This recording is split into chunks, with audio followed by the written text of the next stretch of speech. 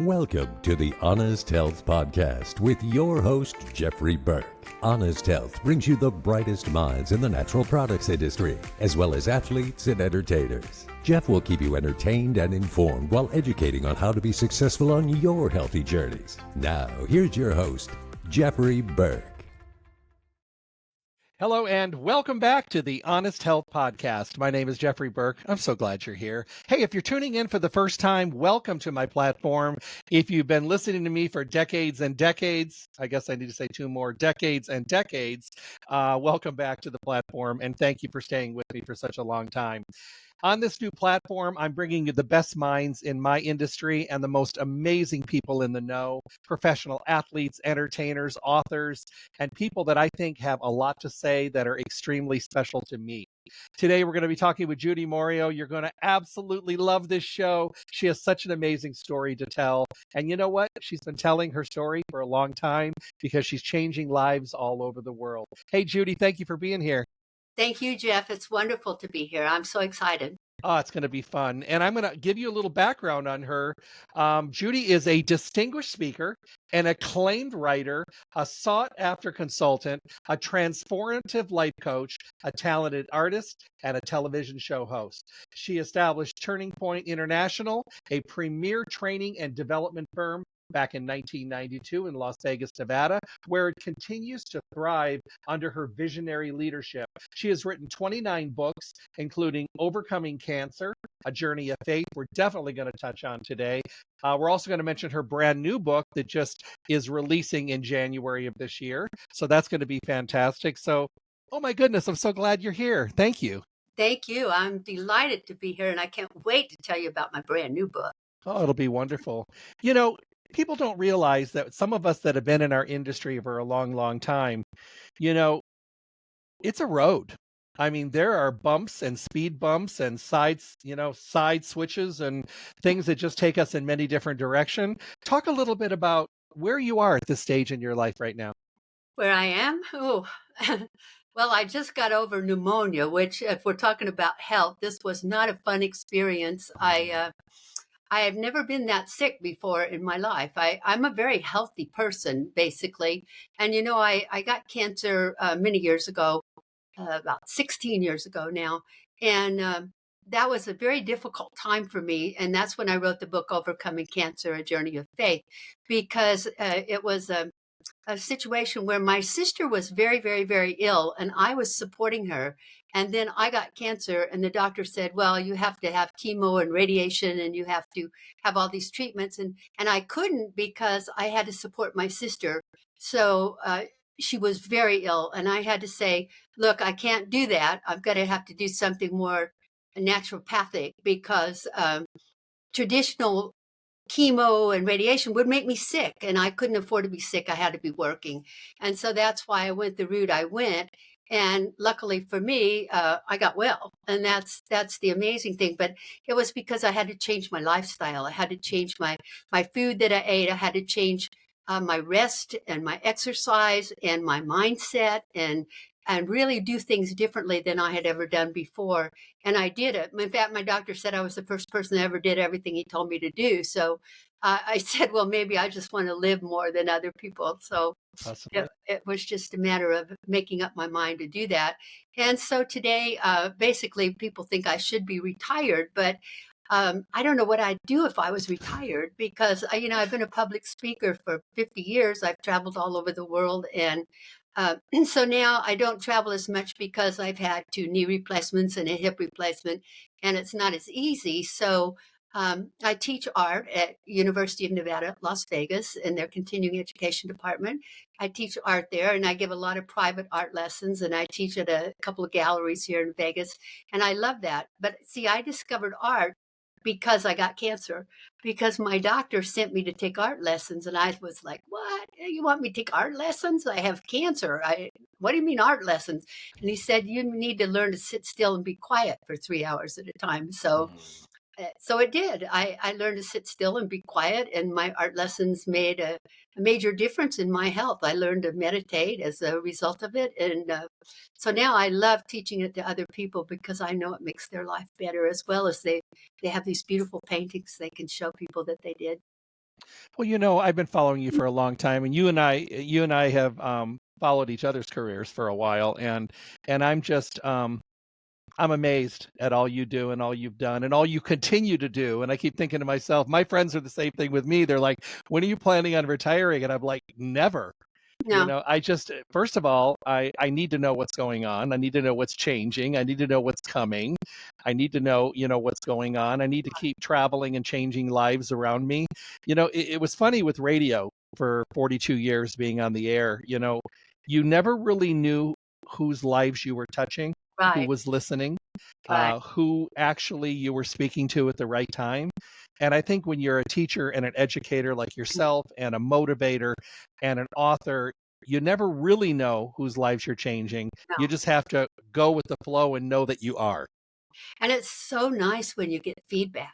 When Hmm. somebody says, I was in Los Angeles last week and I ran across this lady and she told me she knew you and that she took some classes from you. Or, somebody back in New Jersey says, oh, my best friend just told me that she went to modeling school with you. So it's kind of really fun when you get that feedback after a Right. while. Well, and life is precious. And I think today, sometimes we fall prey to working on projects, deadlines, and Mhm. putting everything that is important but not vitally important at the front of the line, and we end up kind of ending up on the back burner. Right. And I think sometimes when there's a scare, when there's fear, when there's a bad blood workup, when there's a bad diagnosis, when someone we know passes away, when someone we know is sick, it's a time when we collect our feelings and we start to zero in, and we may be really good for a while, but Yes. then we kind of slide back into our old selves. Yes. And if we're lucky enough or maybe focused enough to do these things ongoing, we can dramatically change our life. And I think you can change your life at any stage of the game. I think so too. I really believe you're right. Let me ask you, what is your favorite part about doing what you do every day? Is it the writing? Is it the seeing eyes of people in front of you? I what would be? I love writing. I've written a lot of books. My books have all been self-help books, and I love that because I think it's helping people when they get them and they read them and they practice some of the things in there. And so I love the writing. But this last book, the one I just wrote, is a fiction book, and it's my first attempt at fiction. And I love doing something new like this Hmm. because it challenged me. I didn't know I could write dialogue. I didn't know I could write scenes. I did live in South Africa during apartheid. So for me to write a book about that era, I have some knowledge of it, but to actually know how to put it down, Yeah. that was the exciting part, to do something new and different. And I know it may not become a bestseller and it may not be a movie, but the fact of the matter is I did it, and it's so exciting when you get older to do something for the first time, something you didn't believe you could do, and then do it, and then there it is in physical form. That's exciting. But I love working with the art students too. I mean, I love the faces in front of me, and I love it when they say, but I just can't figure this out, can you help me with this one thing? And to see them turn out their beautiful masterpieces that they make, it's wonderful. It is wonderful. They I love say my life. Well, they say that one of the best ways of protecting our mind and our brain is to create new neural pathways in the brain. And Oh they yeah. say that a lot of people think that's doing crossword puzzles. Well, that could be helpful, but I think it's learning a language, writing, learning a musical instrument, Uh-huh. doing something that maybe at another time of your life you would have found very overwhelming and challenging, but now embracing it. It Yes. really can do something dramatically good for you and your brain and your focus. I come from an Alzheimer's family, and Mhm. it's scary to me because this is what I do for a living. I Mhm. talk and I remember and I learn and I teach, Yes. so for me, that would be just devastating. So I challenge myself as much as possible. And I decided that this year I was going to try to fit in learning a language and I wanted to learn Mandarin. So I figured, Oh, why not pick a hard one and really kind of pursue it? So I'm going to start that hopefully with 5 months in. but you're spending so much time in Mexico, I would think you would want to learn Spanish. Well, I know enough to get by. I Oh, know enough to get by with Spanish, and that's really good. But I don't know if that would challenge me.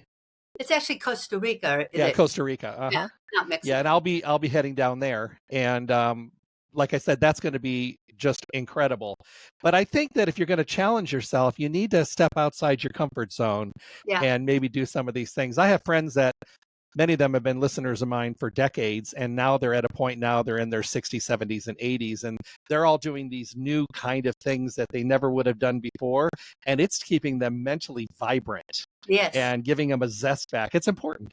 It is important. It is important. And I think it's also important to try new physical things to do as well. Like if you've never played golf, maybe at this stage in life, go and learn to play golf so you can have coordination of the body and get outside in nature and experience being in a new environment. All of these new things are important to us because they have us learning something new. Yeah. And making us have focus. Mm-hmm. Let me ask you a question. The people that follow you, you have an amazing following. Do they cross all different demographics, people from all different categories? Yes, yes. I was a professional speaker on the road, like I said, for 50 years. And everywhere I went, I passed out a form and said, if you want my newsletter, just put your name and email address on here. And well, after email came about, before that, they just put down their regular address or their phone number.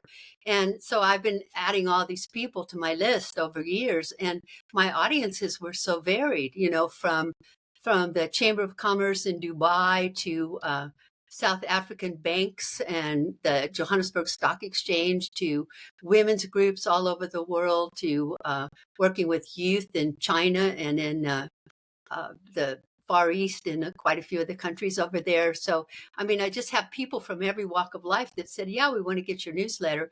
So it's kind of hard for me to segregate it to say, oh, I want to tell these people this or these people this. So I just send everybody everything, and they keep coming back. So they must like what I send. Well, and to your point that you just made, we're all people. Yeah. We're all looking for a better, healthier way to live. We want to be happy. We want to be energetic. We want to be vibrant. We want to be successful. We want to be engaging. We want to, do all these wonderful things. And I don't care where you are, where you're from, how old you are, what color your skin is, or who you pray to.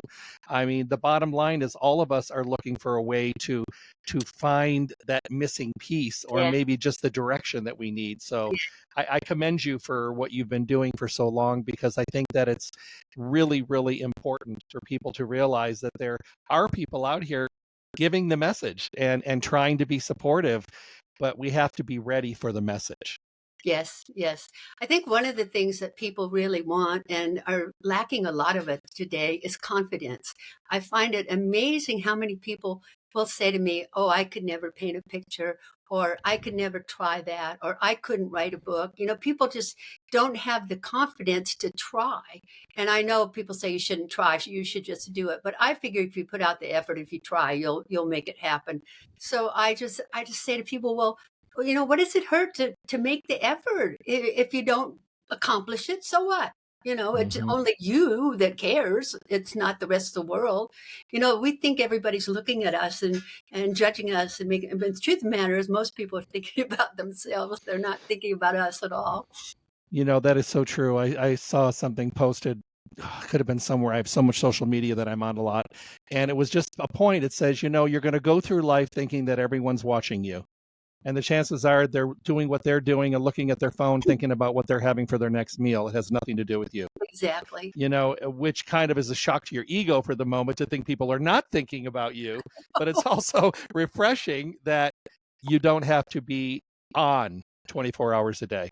I remember when I was a teenager, I said something about what people would think. And my father said, what makes you think anybody's thinking about you? And I was like, what? You mean they're not? And he's like, nobody's thinking about you. Nope. That hurt my feelings. I thought they should be. Well, and it's a point right now where when I first started in this industry, in the health and nutrition industry, most of the things and the people that I talked to were people that were over 60. It seemed like that was the group that was embracing nutritional supplementation and all that kind of stuff. Because the younger people, they would say, I got plenty of time for that. I'll worry about that later. Well, here I am 45 years later, and the people that I talk to today, it is varied, because those things that were one time older age geriatric health conditions and ideas have now trickled down to people in their 20s and 30s. They I mean, affect I everyone. talk with people in their 20s and 30s, and their blood work looks like they're 80. And Yeah, I'm thinking to myself, this is across the board. We all need to have focus. exactly. Exactly. And we all really need to look after our health. I have a tendency to get so busy doing things that I forget about my health. I'll Hmm. sit up all night writing a book, or I'll do one thing every night for 3 weeks straight, and then I realize I'm tired. I need to rest.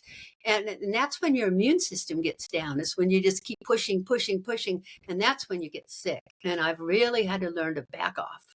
You know what I've learned to do, because I'm on the road so much, I'm actually leaving again. And what I've learned is that when I get to where I'm going, the smartest thing for me to do is to go to some place where I can go shopping and pick up fruit and juice and Mhm. vegetables and cheese and cracker. It's stuff that I know, and have it in my room, Right, because otherwise I am prey to places that I should not be eating, but I do it out of convenience. But right. if I have food in my room where I am, it is so much better, and my choices are so much more successful. If it's there and it's convenient, even at home, so many times we don't put the right vegetables and the right fruits and things in our refrigerator. And so, yeah, it's easy just to grab a quick sandwich with bread and meat and mayonnaise or something, rather than really putting vitamins and nutrition into the body. And Well, you that's know what what? you learn. Absolutely. And I agree with that 100%. And I just think that I think if we could put calmness, kindness, and Yeah. focus into the water supply of the world, I think we would all be that much better, because I think people they're just they're just struggling. They're juggling so many things in the air. And a lot of times I'll ask people, when was the last time you just stopped to breathe? Yeah. When was the last time you just went for a walk just for yourself? Or took some me time. Right. I'm on LinkedIn, and I'm on Instagram and Facebook and all that, and I put a lot of things on there that I think I try to get people just to stop and say, I know he's talking about me. I need to do this, and he's right. I haven't done this in a while, and I need to do this. I need to have self-focus. For me, self-focus, when I really started doing it, it felt selfish to me, because Mm, I'm thinking to myself, why are you thinking about yourself so much? Because I never did. I was always the go-to person for everyone, that I still am. But now I do my own stuff first, and then I'm the go-to person, right. but it felt very selfish, and you can't let it feel selfish. Self-help is really important. It really is important. And I think so many of us put everybody else in front of ourselves. And I I, think, I tell my students very often, the Bible says to love thy neighbor as thyself. It doesn't say instead of. ooh, I'm using that. You're welcome. Yeah, yeah, I like that. No, that to me means a lot, because I think we do that. And I've had, and I meet people all over the country, because I travel so extensively, like you did for decades as well. And I'll meet people, and they'll walk up to me and they'll say, I'm meeting you for the first time. I heard you were going to be here, but I've been listening to your radio show. I listened to it in Vegas for 20 years, and then I traveled and listened to the stream, and now I'm listening to your podcast, and I've been with you for decades, but now I'm meeting you for the first time. I just want you to know that your words make a difference. And sometimes to you, you're just throwing great words out there and information that you just think everybody knows, but sometimes we don't all know it. Right. Sometimes we need to hear it. And I think that's important. And I know that you do that. I know a lot of people that follow you very, very closely, and you've changed their lives. I hope so. I hope it helps them to feel better about who they are, and to believe they can do the things they want to do, and to have the confidence to go forward and step out there and make a difference in the world themselves. That's important. What are some things that you would tell people today that are burnt out, stressed out, and fried out, and they're just running in circles, and maybe they've lost some hope, maybe they've lost some focus, maybe some things that some Judaisms that you think might be helpful? Well, the first thing I would tell them is to learn to take time for themselves, Mhm. because I think too many people don't take time for themselves. They don't have me time. They don't know how to meditate. They don't know how to sit in the quiet. It's interesting because I have art students that'll come in and they'll complain to me like, "Oh, Miss Moreo, you're so hard. You know, the other teachers are easier than you are. You make it so difficult for us." And the minute they start whining, I hand them a page of affirmations and I say, "Here, stand up and read these out loud." And the affirmations say, "I'm a powerful, effective person. I'm good at what I do. I love myself." You know, it goes down the page like that. And they actually, they think it's kind of funny that I make them do the affirmations. But one of the boys came in one day and he said, "Miss Moyo, I put those affirmations on my mirror in my bathroom." And he says, "Every morning when I get up, I look at them and it really helps me get through the day." And I think people need to do that, to have positive self-talk where they say positive words. I always give them homework. You never again for the rest of your life connect the negative word to the words "I am." So you don't say, "I am stupid, I'm ignorant, I'm fat, I'm ugly, I have a bad nose." You never do that. You only say positive things. "I'm powerful, I'm effective, I'm good at what I do, I'm pretty, I'm smart, I'm intelligent." Because you want to, your body, it absorbs those words, you know, your mind and it's in your soul. And if you are always putting yourself down, before long you're going to feel terrible about yourself. So you've got to, I mean, you don't go around to other people and go, "Hi, Jeff, I'm powerful, I'm effective, I'm good at what I do." You know, you don't do that, but you do it for yourself. I do it every morning of my life. People couldn't believe that when I was on the road speaking, I did affirmations every single morning. And I wrote in my journal every morning, and I said my prayers every morning. And every night I thanked God for that day and all the wonderful things that happened on that day. And, you know, all those years of traveling around the world like I did, I never had any bad incidents. And I think it had to do with just believing that the world is a good place and that God is going to look after you. So I think it's so important for people to have faith and to have something bigger than themselves to believe in. I think that's very important. And I think somewhere along the line, I think a lot of us have been, I think we're lost. And I think everybody is searching.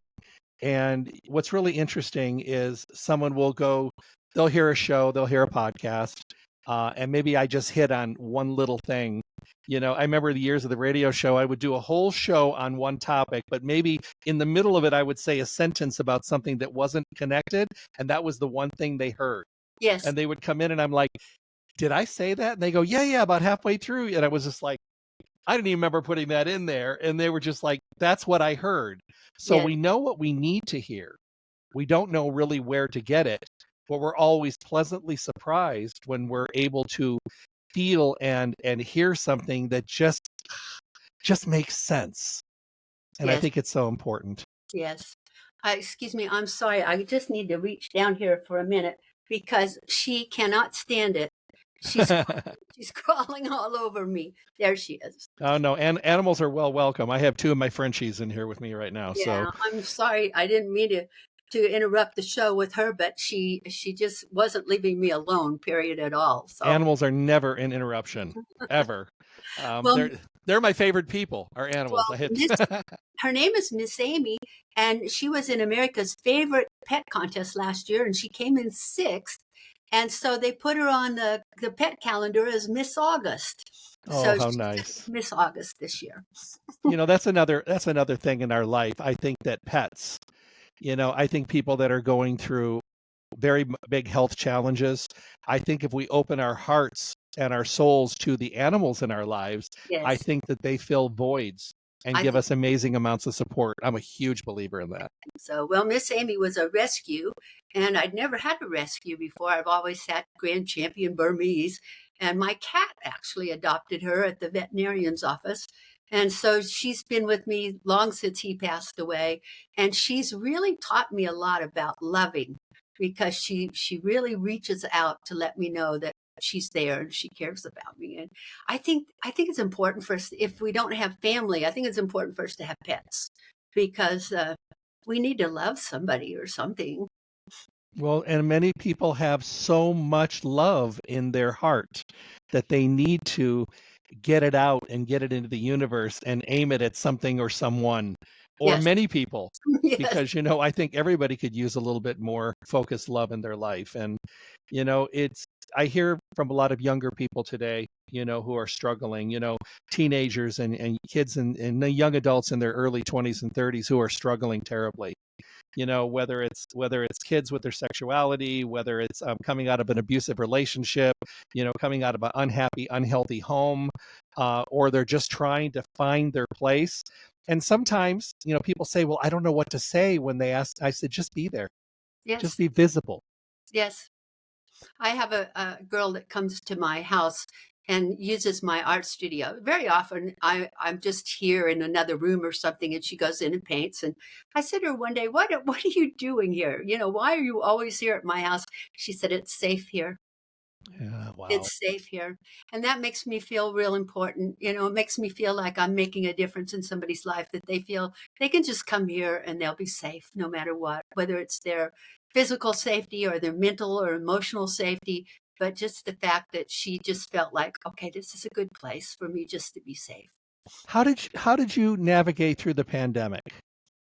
Oh, well, Yeah.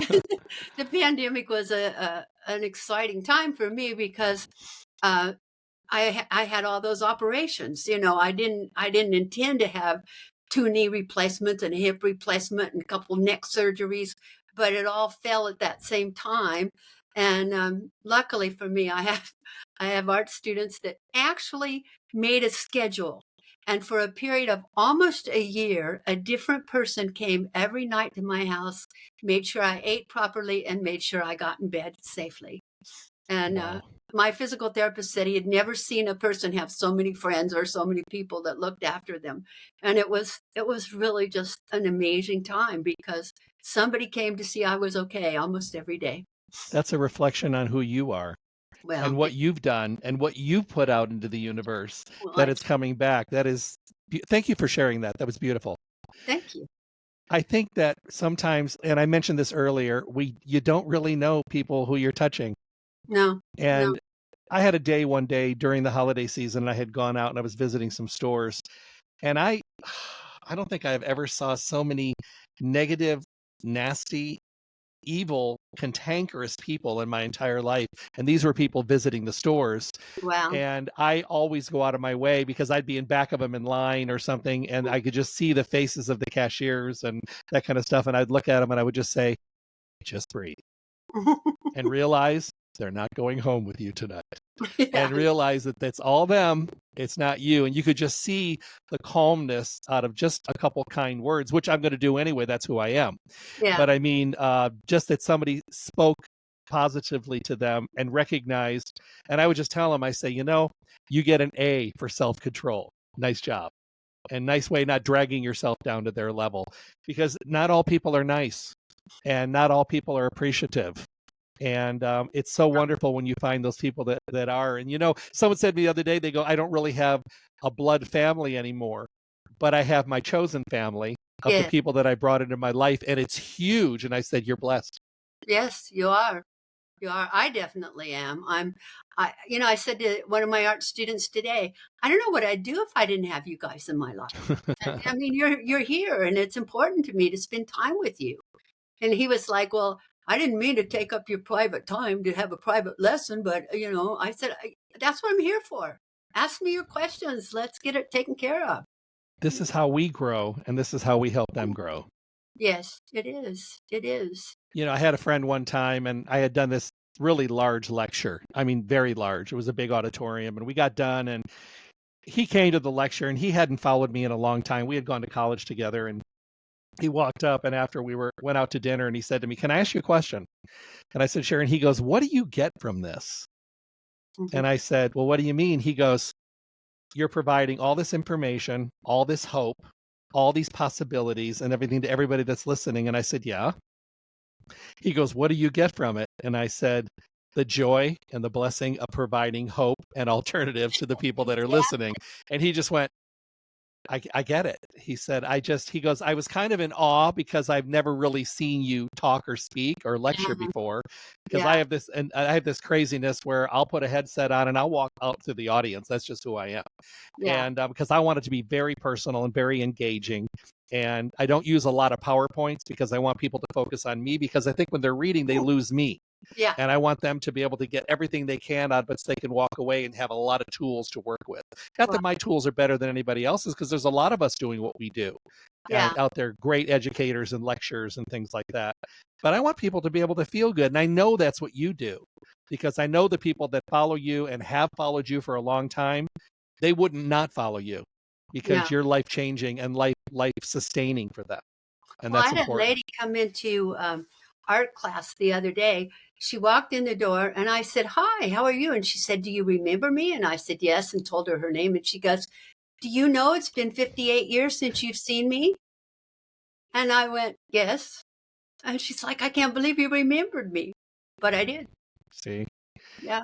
And I bet anyone that has ever followed you before, you made an impression. It may have been one thing that you did, like that little piece in a radio show, but something that you said drew them in and possibly set them on a course for changing their life. I hope so. That's what we're here for, isn't it? Well, I think it's wonderful. Do me a favor. The new book, how do people get it? And what's the name of the new book? The new book just went up on Amazon January 1st. What a nice way to start the new year, huh? And the name of it is Chronicles of a Divided Land. Okay. And it's about apartheid. It's about before, during, and after apartheid in South Africa, about the political upheaval.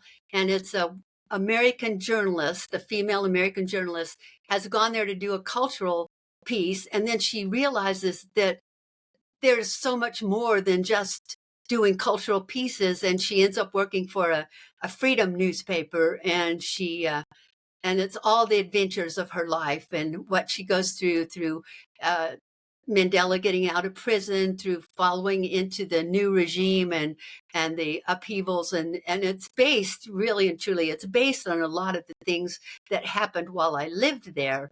But but she's fictional, and the other characters are fictional. But the basis of it is very real. I love it. Now, how do people stay in contact with you, and where do they go to get your newsletter? I want people connecting with you. Judi, Judi, Judi at judimoreo.com. So it's Moreo, like Oreo cookies with an M. So it's Judi with an I, Moreo.com. Judi at judimoreo.com. I love it. Is that right? Yeah, I love it. Well, one more thing before I let you go. First of all, will you come back and see me again? I'd love to do that. Okay. Number I 2. always love my time with you. Oh, it's wonderful. I had you on my show. It was so fun. It was fun, and I felt very blessed and very honored. Thank you. You can come back again. Oh, I would love it. Leave everybody with a thought of the day. The first thing that comes to your mind. Well, the thought I always leave everybody with is that you are more than enough. That's the title of my best-selling book, and I wrote it because I want people to believe they are enough, and not only are they enough to do, be, and have whatever they want, but they are more than enough, and they need to believe that. I love it. My guest today, Judi Moreo. I hope you love this. Please listen, pass it on. Remember, go to my webpage, drjeffreyburke.com, tap on the Honest Health logo, go to my Spotify where you can listen to the audios of all the podcasts. You can tap on the YouTube logo and go to the YouTube page and watch the interview when you have the time for that. A lot of people like to listen, people like to watch. Both are available. Make sure you subscribe and listen and follow and like and all that wonderful stuff. And I hope everyone has an absolutely incredible day. Do something wonderful, do something gracious, do something just because. Have a wonderful day, and God bless. Thank you. Stay tuned for more information from the Honest Health Podcast with Jeffrey Burke. And make sure to check back often for interviews and conversations from the guests we all want to hear from. I'm John the Announcer. Thanks for listening.